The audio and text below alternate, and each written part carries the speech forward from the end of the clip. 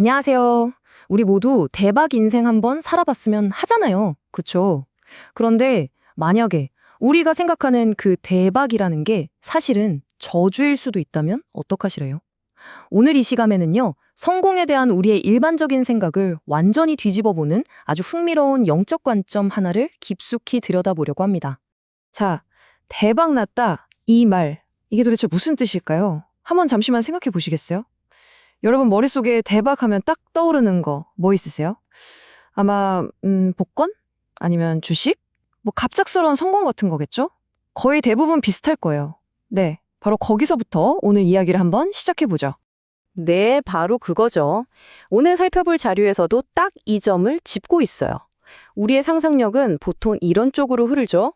복권 당첨되고, 부동산 가격이 막 오르고, 주식이 빵 터지고, 진짜 하룻밤 사이에 인생이 확 바뀌는 거. 우리가 흔히 말하는 세상적인 성공의 모습, 바로 이런 것들입니다. 그럼 먼저 우리가 이렇게나 익숙하게 생각하고 있는 세상적인 대박, 다시 말해 물질적인 성공이라는 데 도대체 뭔지 그 의미부터 좀 자세히 파고 들어보겠습니다. 오늘 우리가 다룰 내용의 핵심을 관통하는 이야기가 하나 있습니다. 바로 성경에 나오는 어리석은 부자 이야기인데요. 이 사람이 말 그대로 농사로 대박을 터뜨린 인물이에요. 이게 바로 세상적인 성공이 어떤 건지 보여주는 아주 완벽한 예시라고 할 수 있죠. 이 부자, 무슨 생각을 하고 있는지 한번 보세요. 내 영혼아, 이제 몇 년 동안 쓸 물건을 잔뜩 쌓아뒀으니까 편안하게 쉬고 먹고 마시면서 즐기자. 딱 이 마인드. 물질적인 부를 통해서 자기 미래가 완벽하게 보장됐다고 믿었던 거죠. 아, 이제 됐다. 이제 편하게 즐기기만 하면 돼. 바로 이 생각이 세상적인 성공이 우리에게 주는 그 안도감의 핵심이라고 할 수 있습니다. 그런데 바로 여기서 이야기가 완전히 극적으로 확 바뀝니다. 지금까지 우리가 이야기했던 이 성공이라는 개념의 자료가 정면으로 도전장을 내미는 거죠. 와, 이 문장 좀 보세요. 하나님 없이 잘 되는 것은 축복이 아니라 저주다. 바로 이 주장이 오늘 내용의 가장 중심적인 긴장감을 만들어냅니다. 하나님이 없는 성공은 축복이 아니라 오히려 저주라니? 이거 정말 도발적인 관점 아닌가요? 자, 이 표를 보시면 두 관점의 차이가 아주 명확하게 보일 겁니다. 왼쪽은 우리가 아는 세상적 성공이죠. 뭐 운이나 노력의 결과고 결국엔 일시적인 거잖아요. 그런데 오른쪽, 이 자료의 관점에서 보면요. 이런 성공이 오히려 우리를 하나님에게서 멀어지게 만드는 일종의 영적인 걸림돌이 될 수도 있다는 거예요. 아니, 그러면 세상의 대박이 저주가 될 수도 있다니? 그럼 이 관점이 말하는 진짜 대박은 대체 뭘까요? 이 자료에서는요, 세 개의 아주 단단한 기둥으로 그 대안을 설명하고 있습니다. 자, 그 첫 번째 기둥부터 한번 살펴볼까요? 바로 영원한 구원입니다. 이 자료에서 말하는 구원은요, 우리가 열심히 노력해서 얻거나 돈으로 살 수 있는 게 아니라고 딱 정의를 내립니다. 이건 오직 하나님의 은혜로 주어지는 선물이라는 거죠. 이게 바로 영적인 대박 인생을 구성하는 첫 번째, 가장 중요한 요소입니다.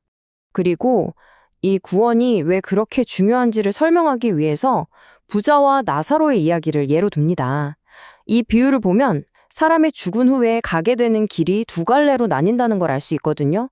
이걸 통해서 구원이 왜 그렇게 결정적으로 중요한지 다시 한번 강조하는 거죠. 자, 첫 번째 기둥이 우리 영혼의 영원한 목적지에 대한 거였다면 이제 두 번째 기둥은 바로 우리의 몸, 즉 육체에 관한 이야기입니다. 이 관점에서 보면 죽음은 결코 끝이 아니에요. 육체의 부활이라는 훨씬 더 큰 약속이 우리를 기다리고 있다는 거죠. 이 자료는 이 믿음에 대한 근거로 바로 이 성경 구절을 제시합니다. 나는 부활이요 생명이다. 죽음이 끝이 아니고 믿는 사람에게는 육체적인 부활이 약속되어 있다는 개념을 바로 이 구절이 뒷받침해주고 있는 겁니다. 그러니까 핵심은 이겁니다. 이 자료는 구원과 부활을 명확하게 구분해서 설명해요. 구원이 우리 영혼의 영원한 운명을 결정하는 거라면 부활은 우리 육체의 미래, 다시 말해서 육체의 구원을 약속하는 거라는 거죠. 둘은 서로 다른 개념인 겁니다. 자, 첫 번째, 영혼의 구원. 그리고 두 번째, 육체의 부활. 이제 이 두 가지를 넘어서 이 관점은 우리가 이 땅에서 어떻게 살았는지도 정말 중요하다고 이야기합니다. 성공에 대한 새로운 정의를 완성하는 마지막 세 번째 기둥, 바로 하늘의 상급에 대한 이야기입니다. 이 표를 보시면 자료가 설명하는 마지막 심판의 개념을 쉽게 이해하실 수 있을 거예요. 두 종류의 책이 등장하는데 하나는 생명책이에요. 이건 구원을 받았는지 아닌지를 결정하는 책이고요.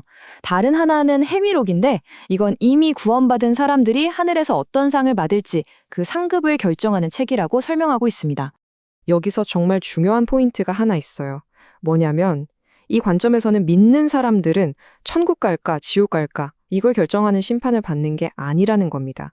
그들이 받는 심판은 오직 이 땅에서 어떻게 살았는지에 따라서 상을 얼마나 받을지를 결정하기 위한 거라고 이 자료는 아주 강력하게 강조합니다. 자, 그럼 한번 정리해 볼까요?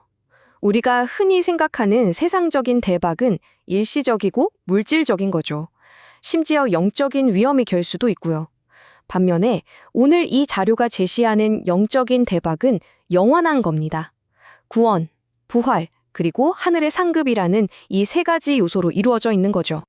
좋습니다. 이제 마지막으로요. 이 모든 설명을 다 듣고 나면 이런 현실적인 질문이 생길 수 있잖아요. 그래서 이 믿음이 뭐가 그렇게 좋은 건데? 라고 누가 묻는다면 이걸 도대체 어떻게 설명해야 할까요? 다행히 자료는 이 질문에 대한 답도 제시하고 있습니다. 이 모든 걸 그럼 어떻게 받아들여야 할까요? 이 자료가 내놓는 결론이 아주 흥미롭습니다. 당신도 믿어봐라. 그러면 알게 될 것이다. 이건 말로는 다 설명할 수 있는 게 아니다.